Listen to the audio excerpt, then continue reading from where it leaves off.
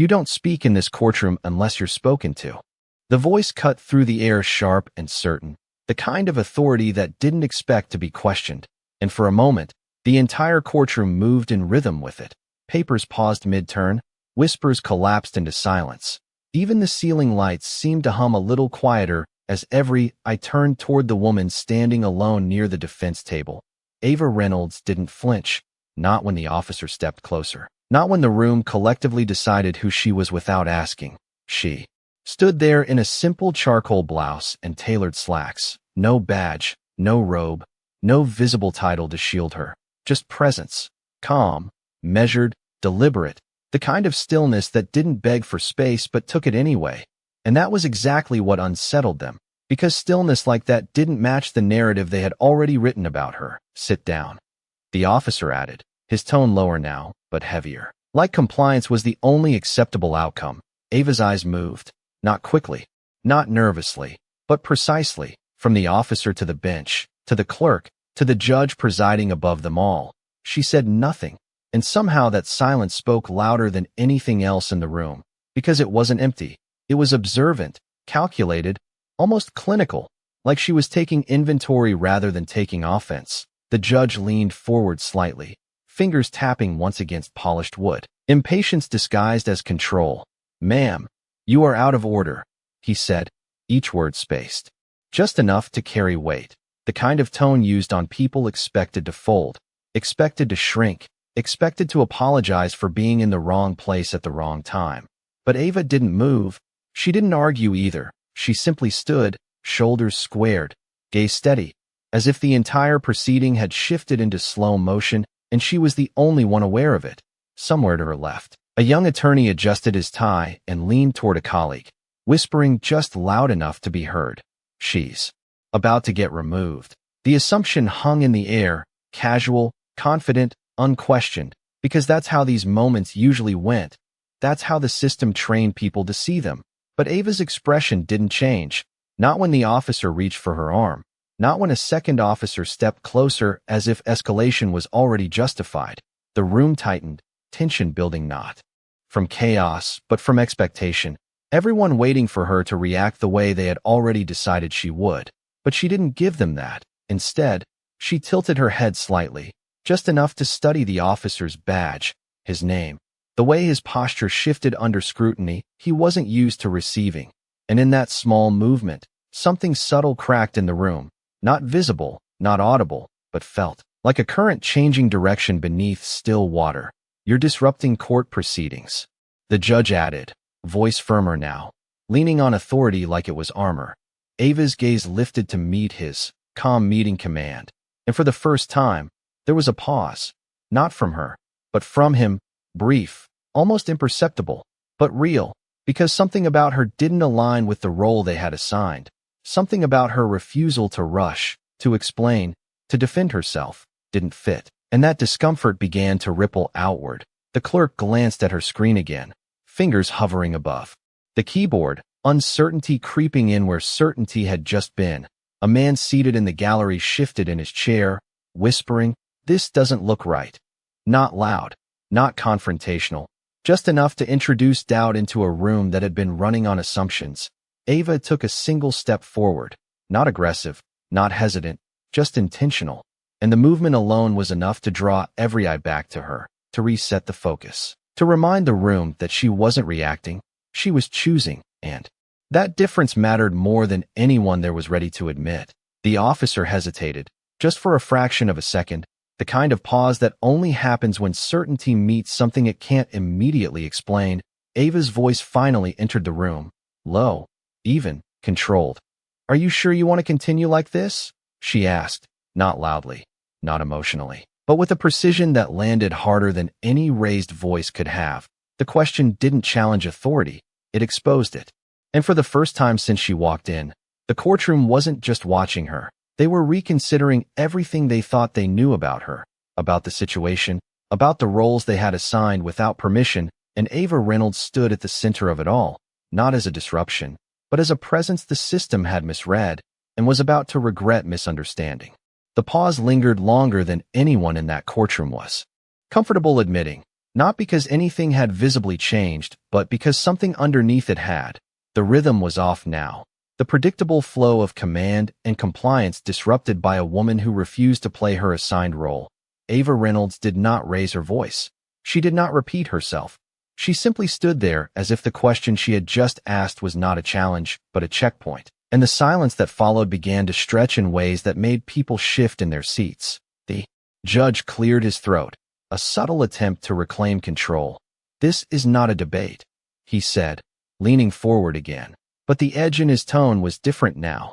Thinner, less certain, as if the authority he relied on had just been tested and found to be less absolute than he believed. Ava's gaze remained steady, not confrontational, not submissive, just present, and that presence forced attention in a way that no title could. The officer nearest to her adjusted his stance, his hand no longer reaching, now hovering awkwardly at his side as if unsure whether to proceed or reconsider. The second officer exchanged a glance with him, brief but telling, because uncertainty had entered a space that was supposed to operate without it. And once that happens, it does not leave easily. "Ma'am, you need to comply," the first officer said again, but this time the words lacked the same weight. Like they were being repeated out of habit rather than conviction. Ava tilted her head slightly. The smallest acknowledgement, as if she heard him clearly but chose to process rather than react. And then she spoke. "Comply with what exactly?" she asked, her tone even, almost neutral, but precise enough to demand an answer. The question landed differently than expected, not defiant, not emotional, just factual, and that made it harder to dismiss. The officer hesitated, just for a second, but long enough for the courtroom to notice, because no one hesitates when they are certain. The judge interjected quickly, trying to close the gap. "You are out of position and interrupting proceedings," he said, but Ava's eyes moved to the bench again, calm, focused, as if she was measuring not just his words but the structure behind them. "Then show me where I am listed in this proceeding," she replied, her voice still controlled, still measured, but now layered with something sharper, something that shifted the dynamic from assumption to verification. The clerk at the side desk froze for a moment, fingers resting above the keyboard, eyes flicking between the screen and Ava, because that question did not fit the script. It required data, confirmation, something tangible, and suddenly the room that had been operating on perception was being asked to produce proof. A low murmur moved through the gallery, quiet but growing, like a ripple that had found momentum. "Did they even check?" someone whispered, barely audible but enough to carry. The young attorney from earlier leaned forward again, this time not whispering to dismiss, but to question. "Hold on," he muttered, eyes narrowing toward the clerk's monitor. The clerk swallowed, her posture shifting as she leaned closer to the screen, scrolling, searching, and in that moment the balance tipped just slightly, because now someone inside the system was looking for answers instead of enforcing assumptions. Ava did not move. She did not push. She simply allowed the process to unfold, and that restraint spoke louder than any argument could have, because it suggested she already knew what they were about to find. The judge tapped his pen once, then again, the sound sharper now, an attempt to reassert rhythm, but it no longer controlled the room the way it had minutes before. "We are not stopping for this," he said, but the statement felt rushed, defensive, as if he was trying to outrun something he could feel catching up. Ava's voice returned, just as steady as before. "You already have," she said, not loudly, not dramatically, just stating what had become obvious to everyone present. And that was the moment the courtroom shifted again, because she was right. The proceedings had already paused, the focus had already changed, and control had already begun to slip. The clerk's voice finally broke through, hesitant but clear. "Your Honor, I do not see her listed as a defendant or a witness," she said, and the words landed heavier than anything else that had been said so far, because they introduced a new reality, one where the assumptions that justified every command given to Ava no longer had a foundation. The judge's expression tightened, just slightly, but enough for those paying attention to notice. The officer stepped back half an inch, subtle, almost instinctive, as if distance suddenly felt like the safer position. Ava exhaled slowly, not in relief, not in frustration, just in acknowledgement. And then she looked around the room, not scanning for allies, not searching for validation, but observing the shift she had initiated without force, without escalation, and without ever raising her voice. "So I will ask again," she said, her tone unchanged, her posture unwavering. "Are you sure you want to continue like this?" And this time, the question did not hang in the air unanswered. It settled into every corner of the courtroom, into every role, every title, every person who had acted before thinking. Because now the situation was no longer about a woman out of place. It was about a system that had moved too quickly, assumed too much, and was now being forced to confront the consequences of both. The silence did not break this time. It deepened, settling into the walls, into the wood of the benches, into the posture of every person who had just watched the foundation of their certainty begin to crack. The clerk's words still hovered in the air, unchallenged, undeniable, and for the first time since Ava Reynolds had stepped into that courtroom, the system paused not because it chose to, but because it had no immediate answer. The judge leaned back slightly, a movement so small it might have gone unnoticed if the room had not been watching him as closely as it now was. His fingers stopped tapping, his pen now resting still against the desk, as if even that small rhythm no longer belonged to him. "There must be a mistake," he said finally, but the confidence that once carried his voice had thinned, replaced by something more careful, more measured, as if each word now required verification before it could be spoken. Ava did not respond right away. She allowed the statement to exist on its own, to be examined, to be felt by the room that had already begun to question it.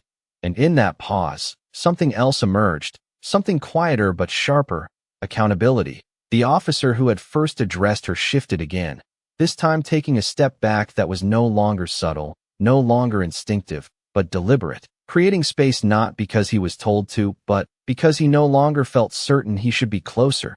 The second officer mirrored the movement, their earlier coordination replaced by a shared uncertainty.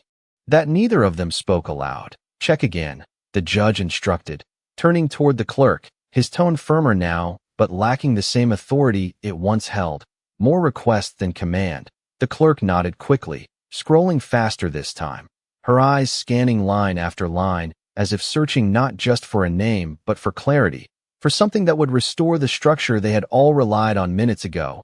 The room leaned into that moment, not physically, but mentally, attention narrowing, anticipation building, because everyone could feel that whatever came next would not just resolve a detail, it would redefine the situation entirely. Ava's gaze moved once more across the room, not hurried, not reactive, but intentional. She noted the attorney now standing slightly from his seat, trying to get a better view of the clerk's screen, the man in the gallery leaning forward with his elbows on his knees. The subtle way people who had once been passive observers were now actively engaged, and she registered all of it without comment, without expression, as if this shift was not surprising but expected. "Your Honor," the clerk said again, her voice steadier this time but still edged with something new, something that had not been there before. "I have checked all active cases for today, and I still do not see her listed anywhere in the docket." The words landed with finality, not loud, not dramatic, but conclusive, and the effect was immediate. The courtroom did not erupt. It did not react outwardly, but internally everything adjusted, every assumption recalibrated, every role reconsidered. The judge's jaw tightened slightly, his eyes moving from the clerk to Ava, and for the first time, there was recognition there, not of who she was yet, but of what she was not. She was not a defendant, not a witness, not a disruption placed into his courtroom by circumstance. She was something outside of that structure entirely, and that realization carried weight. Ava took a small step forward again, the movement controlled, deliberate, and now unopposed. No one reached for her. No one instructed her to stop, because the authority that had justified those actions moments ago had been called into question, and no one was ready to enforce it blindly anymore. "So let us be clear," she said, her voice steady, composed, carrying across the room without effort. "You attempted to control someone. You did not identify, in a proceeding where they do not exist on record." The statement was not accusatory in tone, but it was precise in content, and that precision made it impossible to dismiss. The young attorney straightened fully now, no longer whispering, no longer observing quietly. but engaged, his voice cutting in with a cautious but undeniable edge. "Your Honor, we may need to pause," he said. And that suggestion, simple as it was, marked a turning point, because it did not come from Ava. It came from within the system itself. The judge hesitated, just for a moment. But that moment was enough. Enough for the room to see that control was no longer absolute. That certainty had been replaced by consideration. Ava's eyes rested on him. Not challenging, not pressing, just waiting. And that patience carried more pressure than urgency ever could, because it forced him to decide without being pushed, to act without being told. The officer nearest the aisle cleared his throat. Quietly, his posture no longer rigid but uncertain, as if he was now aware that every action he took could be questioned in ways he had not anticipated. The room held its breath, not literally, but collectively, a shared awareness that something larger than a simple misunderstanding was unfolding. Ava's voice returned once more, calm, unwavering. "You are not dealing with a disruption," she said, her words measured, each one placed with intention. "You are dealing with a misjudgment," and that word settled heavier than anything else she had said so far, because it did not just describe what had happened, it implied consequence. It suggested that what came next would not be a correction but a reckoning. And for the first time since she entered that courtroom, the system that had moved so confidently against her began to realize it had moved too soon. The word misjudgment did not fade. It expanded, echoing quietly through the courtroom like a realization no one could take back once it settled in. And for a moment, no one spoke, not because they were unsure what to say, but because they were beginning to understand that anything they said next would matter more than anything they had already done. The judge shifted in his seat, his posture no longer anchored in certainty, but adjusting, recalibrating, his eyes resting on Ava Reynolds longer, now studying her, not as an interruption, but as a variable he had failed to account for. "We will take a brief pause," he said finally, the words deliberate, careful, as if chosen to regain control without admitting its loss. But the room knew better. The pause was not authority, it was necessity. The clerk nodded quickly, her hands moving across the keyboard again.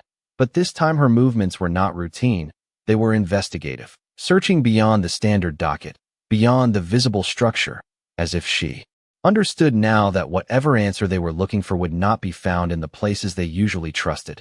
Ava remained where she stood, unmoving, unhurried, as if the shift unfolding around her had already been anticipated, and that calm began to influence the room in ways no command could, because people do not mirror chaos, they mirror control. The young attorney stepped closer to the clerk's desk, no longer whispering, no longer hesitant. "Check administrative access logs," he suggested, his voice steady but edged with urgency.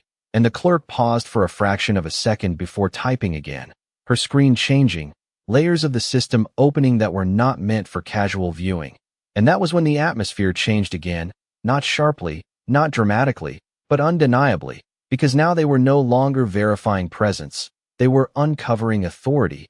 Ava's eyes moved briefly to the screen, not to read it, not to confirm anything, but to observe the moment itself, the point where the system began to reveal what it had failed to recognize. A faint murmur moved through the gallery again, quieter this time, but heavier, like a collective realization forming in real time. "This is not normal," someone said under their breath, and they were right. Nothing about this was routine anymore. The judge leaned forward slightly, his earlier composure replaced with a focus that was sharper, more intent, as if he understood that whatever appeared on that screen next would redefine not just Ava's presence, but his own position in relation to it. The clerk's fingers slowed, then stopped, her eyes widening just enough to signal that she had found something, but not yet ready to say it. Because even recognition takes a moment to process when it challenges everything you assumed. "Your Honor," she began, her voice lower now, more cautious. "There is an override flag attached to today's session." The words were technical, procedural, but the effect they carried was anything but routine. The judge's expression tightened, confusion and recognition colliding in real time. "Override," he repeated, as if testing the word, measuring its implications. The clerk nodded, turning the screen slightly so he could see. "It is not part of the public docket. It is administrative, high level," she added. And that was the moment the room shifted again, because high level did not belong in ordinary proceedings. It belonged to oversight, to review, to authority that operated above the visible structure. Ava did not move, did not speak, but her presence now carried a different weight, not because she had revealed anything, but because the system had begun to reveal it for her. The officer nearest the aisle straightened slightly, not out of confidence, but out of awareness, his posture adjusting to a situation he no longer understood but could feel changing. The second officer looked toward the judge, waiting, not for instruction, but for clarity. And for the first time, that clarity did not come immediately. The judge exhaled slowly, his gaze moving from the screen back to Ava. And this time there was no dismissal in his eyes, no assumption, only calculation. "Who are you?" he asked, the question direct, stripped of tone, because now it was no longer rhetorical, it was necessary. Ava met his gaze without hesitation, her expression unchanged, her posture steady, and for a moment, she did not answer, not because she was avoiding the question, but because she understood its timing, understood that the room was not just asking for identity, it was preparing to understand it, and that required a shift that could not be rushed. "You already accessed the system," she said finally, her voice calm, controlled, carrying across the room without force. "So you already know this is not a mistake." The statement landed with precision, not revealing everything, but confirming enough. And that confirmation carried more weight than any title spoken aloud could. The clerk looked back at her screen, then at the judge, then back again, as if trying to reconcile what she was seeing with what she had assumed minutes ago. The young attorney stepped back slightly, his earlier confidence replaced with a measured awareness that he was now witnessing something far beyond a standard proceeding.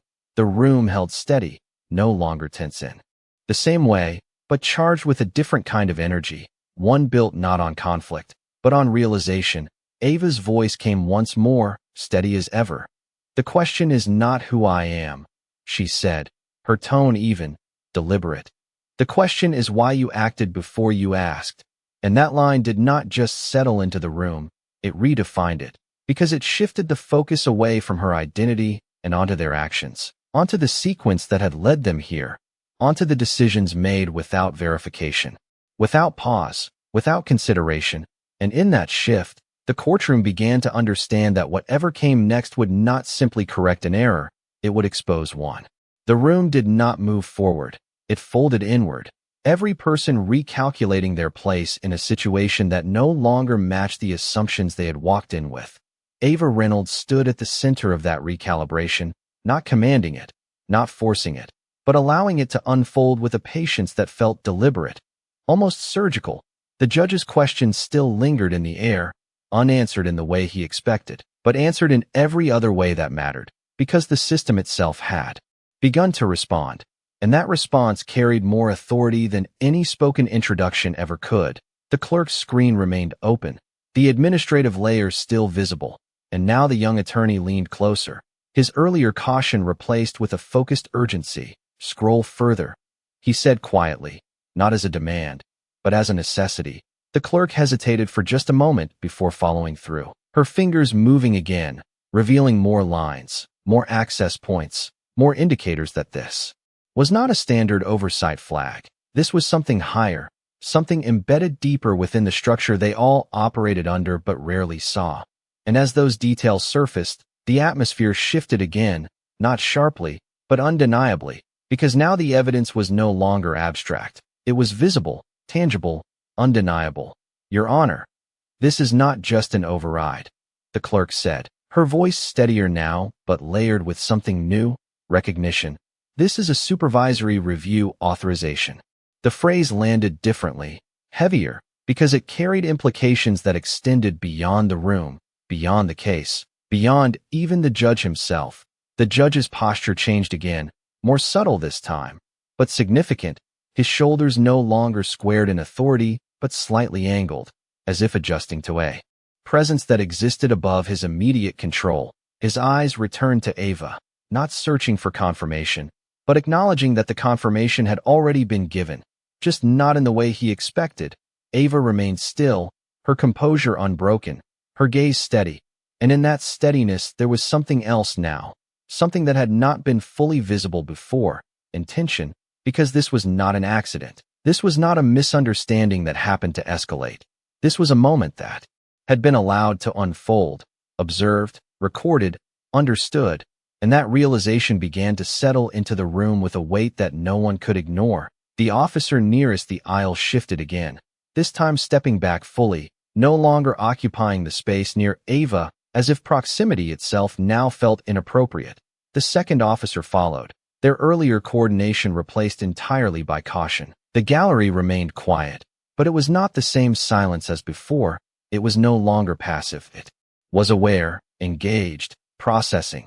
The man who had whispered earlier now sat upright, his attention fixed, his expression no longer curious but certain that he was witnessing something far beyond a routine proceeding.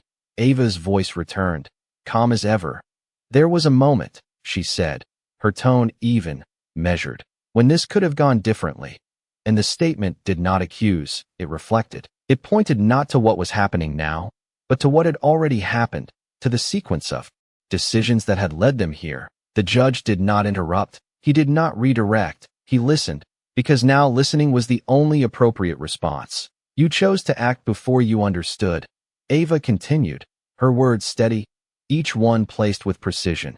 "And that choice is what matters." The room absorbed that line in silence, because it shifted the focus again, away from identity, away from authority, and onto behavior, onto decision-making, onto the quiet assumptions that had guided every action taken against her. The clerk looked down at her screen again, then back up, as if seeing the entire situation differently now, not as a procedural error, but as a pattern, something that had likely happened before, just without consequence. The young attorney stepped back, his earlier engagement now replaced with a measured stillness, as if he understood that the moment no longer required input. It required acknowledgement. Ava's eyes moved briefly across the room once more, noting the changes, the shifts, the recalibrations, and then returned to the judge. "You asked who I am," she said, her voice calm, unwavering. "But that question only matters because of what you have already done." And that line settled deeper than anything before it, because it connected everything. The actions, the assumptions, the system, the consequences, all of it tied together in a way that could not be separated. The judge exhaled slowly, his earlier certainty now fully replaced with a careful awareness, his voice quieter when he spoke again, not weaker, but measured. "Then clarify it," he said. And this time, the request was not about control, it was about understanding. Ava held his gaze for a moment, just long enough to ensure that the room was ready, that the shift had completed, that the system had caught up to the reality it had failed to see. And then she took a single step forward, not toward confrontation, not toward dominance, but toward clarity. And in that movement, the entire courtroom understood that whatever came next would not just answer a question, it would redefine everything that had happened up to this point. The step she took did not echo loudly, but it carried across the room with more authority than any gavel strike ever could, because it was not just movement, it was timing, and timing in a space built on procedure meant everything. Ava Reynolds stopped just short of the central aisle, not approaching the bench, not retreating from it, but positioning herself exactly where she needed to be, and that precision did not go unnoticed. The judge watched her carefully now, no longer with impatience, no longer with dismissal, but with a focus that suggested he understood the weight of what was about to happen.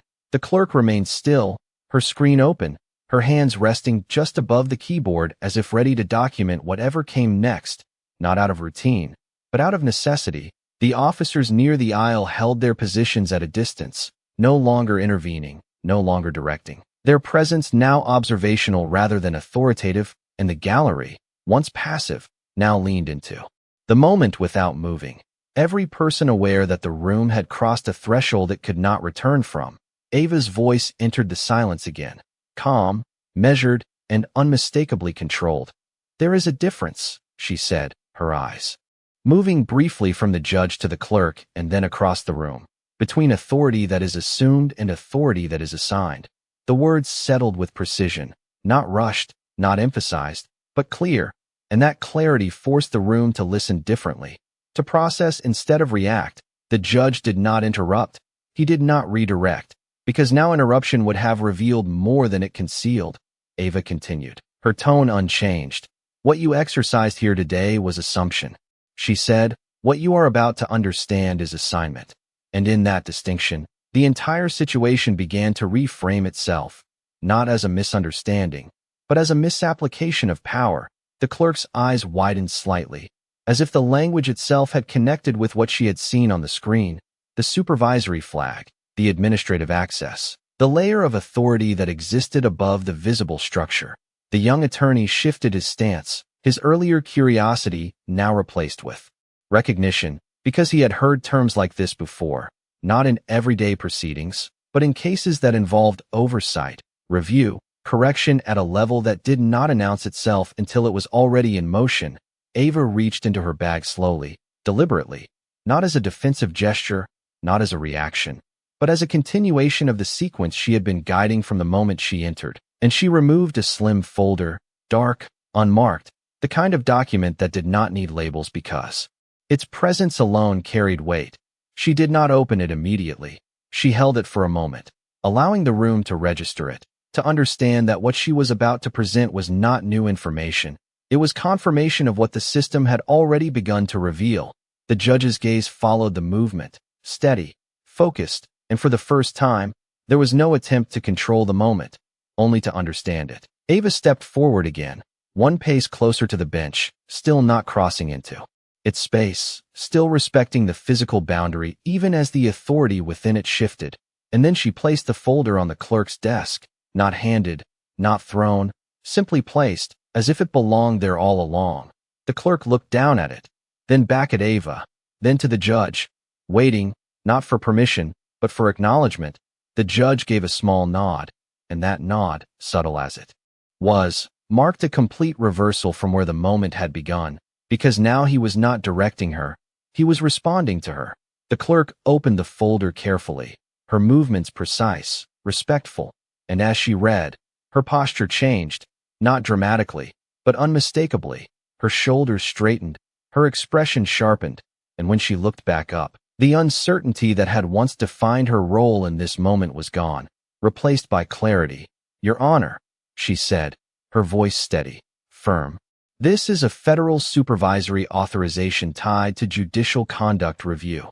The words landed with finality, not as a possibility, not as a suggestion, but as a fact. The room absorbed it in silence, because now the structure had been revealed, not just the presence of authority, but its purpose, its function, its scope. The judge exhaled slowly, his eyes returning to Ava, and in that look there was no longer question, only understanding. The officers stood still, their earlier certainty fully replaced by awareness. The gallery remained quiet, but the silence had changed again. It was no longer tense, it was resolved, as if the answer had arrived, and everything else was now catching up to it. Ava's voice came once more, calm, unwavering. This was never about where I stood, she said, her gaze steady. It was about how you responded to who you thought I was. And that line settled deeper than anything before it, because it connected every moment, every action, every assumption, into a single truth. The judge lowered his gaze briefly, not in defeat, but in acknowledgement, and when he looked back up, the authority in the room had shifted completely, no longer centered on the bench, but on the reality that had just been revealed. Ava remained exactly where she was, composed, controlled, and unmistakably in command of the moment. Not because she had taken power, but because she had never lost it in the first place. The words judicial conduct review did not just land. They settled into the structure of the room like a weight that shifted everything beneath it. And for a moment, no one moved, not because they were unsure what to do, but because they understood that whatever came next would no longer follow the script they had been relying on. The judge's hands rested on the bench, still now. No tapping, no adjustment, just stillness. The kind that comes when authority recognizes something higher than itself. Ava Reynolds stood composed, her posture unchanged, her expression steady, but the room saw her differently now, not as a question, not as an interruption, but as a presence that had always belonged, even when they refused to see it. The clerk closed the folder gently, almost carefully, as if the document itself carried more than just information, as if it carried consequence. And when she looked back up, her voice reflected that shift. Authorization verified, she said, and those two words removed any remaining doubt. The young attorney stepped back fully now, no longer leaning in, no longer questioning, simply witnessing, because the moment had moved beyond interpretation. The officers near the aisle straightened, not in assertion, but in awareness, their earlier posture of control replaced entirely by restraint. The gallery remained silent, but it was no longer the silence of uncertainty, it was the silence of realization, the kind that spreads when a room understands it has just watched something unfold that cannot be undone. Ava's eyes returned to the judge, steady, direct, and for the first time since the moment began, she allowed the room to hear what had been implied all along. "I am not here by accident," she said, her tone calm, measured, carrying without force. "I am here because this courtroom was flagged." And the statement did not rise, it did not demand attention, it commanded it simply. By existing, the judge's gaze did not break, because now there was nothing to challenge, only to accept. Ava continued, each word placed with precision. "Federal oversight does not announce itself before it observes," she said. "It allows the system to reveal itself." And that line settled deeper than any explanation could, because it reframed everything that had happened, not as an error, not as a misunderstanding, but as a demonstration. The clerk's posture remained upright, attentive, as if every word now carried procedural significance. The young attorney nodded once, almost unconsciously, because the pattern was clear now. The officers shifted their weight slightly, not moving forward, not moving back, simply holding position in a space they no longer controlled. Ava took one final step forward, closing the distance just enough to stand aligned with the center of the courtroom. And in that alignment, the visual hierarchy changed, not dramatically, not theatrically, but undeniably. The room no longer oriented itself solely toward the bench. It oriented itself toward her, and she did not raise her voice when she spoke next. She did not need to. "You exercised authority without verification," she said, her gaze steady. "And you did it in a space that demands the opposite." The words were not loud, but they carried weight, because they did not accuse, they defined. The judge exhaled slowly, his earlier control replaced with a measured acknowledgement, and when he spoke, his voice was different, not diminished, but recalibrated. "You are conducting a review," he said, not as a question, but as a recognition. Ava held his gaze, and for the first time, she answered directly, without deflection, without pause. "Yes," she said, and that single word landed with more force than anything else that had been spoken, because it confirmed everything: the presence, the process, the purpose. The room absorbed it completely, every role, every title, every person recalibrating in real time. The clerk lowered her eyes briefly, then returned to her screen, already preparing to document what would follow. The young attorney stepped back another inch, giving space not out of instruction, but out of understanding. The officers remained still, their earlier certainty fully replaced by compliance, not commanded, but earned through realization. Ava's voice came once more, calm, unwavering, and final in its clarity. "This is no longer your courtroom to control," she said, her tone even, her presence absolute. "It is your conduct that is now on record." And with that, the shift completed, not gradually, not partially, but entirely. The power in the room did not change hands. It revealed where it had always been. And for the first time since the moment began, everyone in that courtroom understood exactly who had been in charge all along. The shift did not need to be announced again because it was already complete. It lived in the posture of every person in that courtroom, in the way no one interrupted, in the way no one moved without thinking first. Ava Reynolds stood at the center of it all, not elevated, not positioned above, but unmistakably in control of the moment, not through force, but through clarity. The judge remained seated, but the weight of that seat had changed, no longer the highest point in the room, just another part of a system now under examination. His hands rested flat against the bench, still, deliberate, as if even the smallest movement required intention now.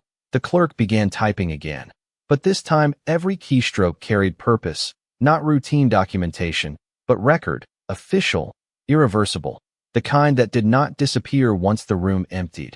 The officers remained near the aisle, but their presence had softened, not diminished, just redefined. No longer enforcers of order, now participants in a process they had not realized they were part of. The gallery stayed silent, but the silence had transformed again. It was no longer about anticipation, it was about recognition, the kind that settles when people understand they are witnessing accountability unfold in real time. Ava's voice entered that stillness once more, calm, steady, and precise. From this point forward, she said, her gaze moving briefly from the judge to the clerk, then across the room. Everything said, everything done, is no longer procedural, it is evidentiary. The words did not rise, they did not demand attention, but they carried a weight that redefined every action that followed. The clerk paused for a fraction of a second, then resumed typing, her posture straight, her focus absolute, because now she was not just recording events, she was documenting conduct. The judge nodded once, a small movement, but one that acknowledged the shift completely, no resistance, no correction, just acceptance. The young attorney stepped back further, no longer near the desk, no longer attempting to see the screen, understanding now that his role had shifted from observer to witness, and that distinction mattered. The officers exchanged a brief glance, not uncertain, but aware, and then both adjusted their stance, hands at their sides, posture neutral, as if aligning themselves with the tone of the room rather than imposing one of their own. Ava took a slow breath, not out of tension, but out of timing, and then she continued, judicial authority is not defined by position, she said, her voice even, unwavering. It is defined by conduct under pressure.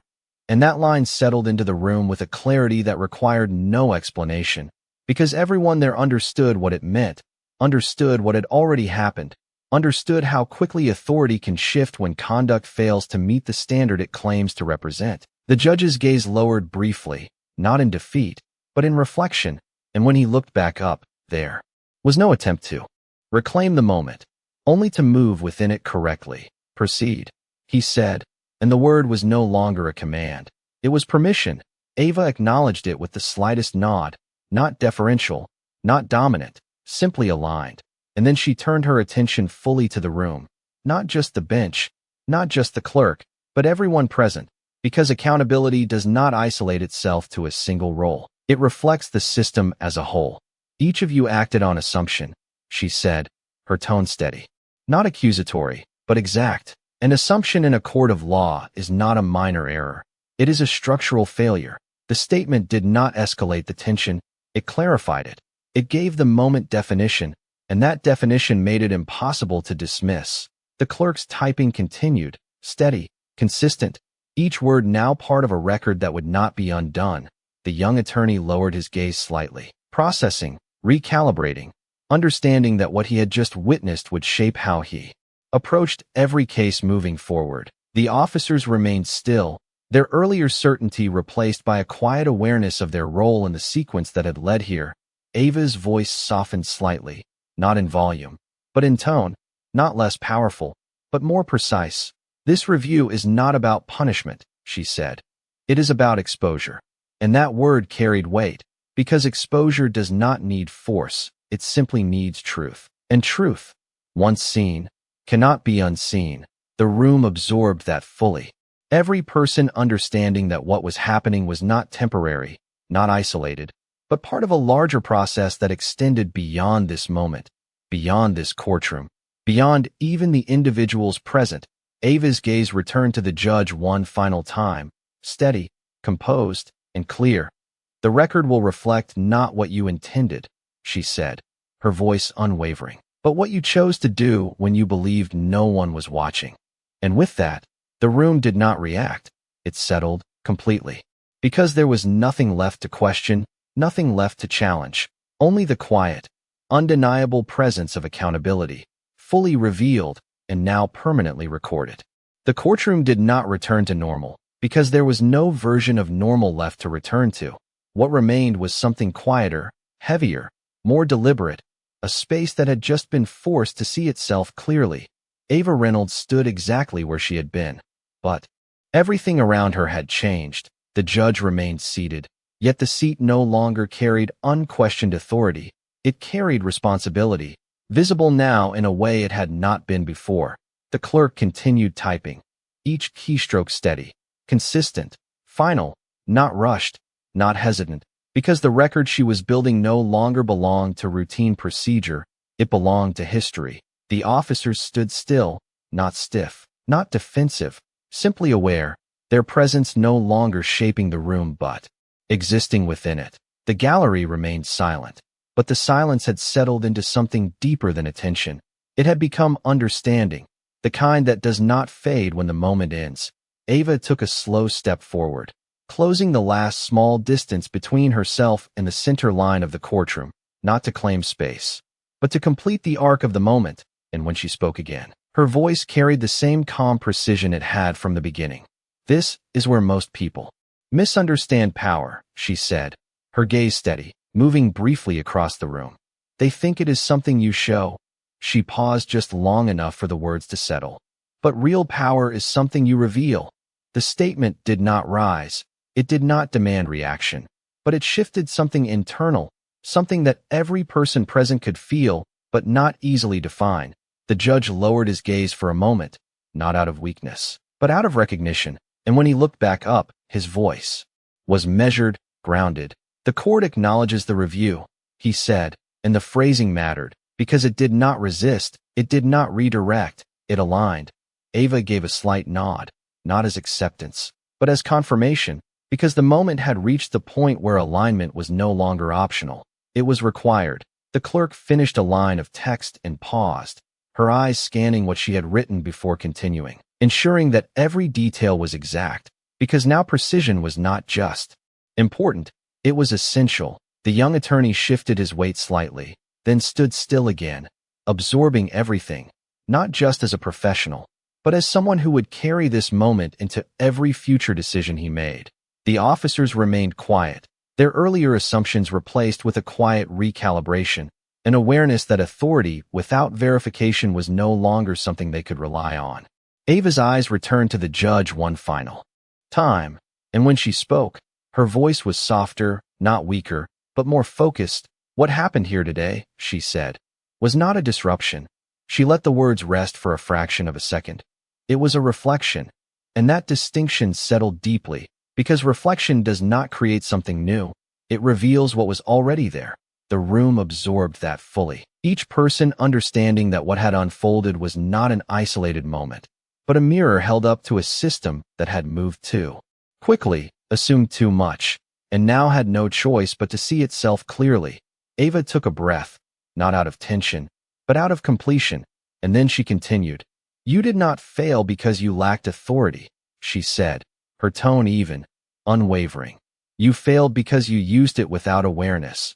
The words did not accuse, they defined, and that definition carried more weight than any reprimand could. The judge nodded once, slowly, acknowledging not just the statement, but the truth within it.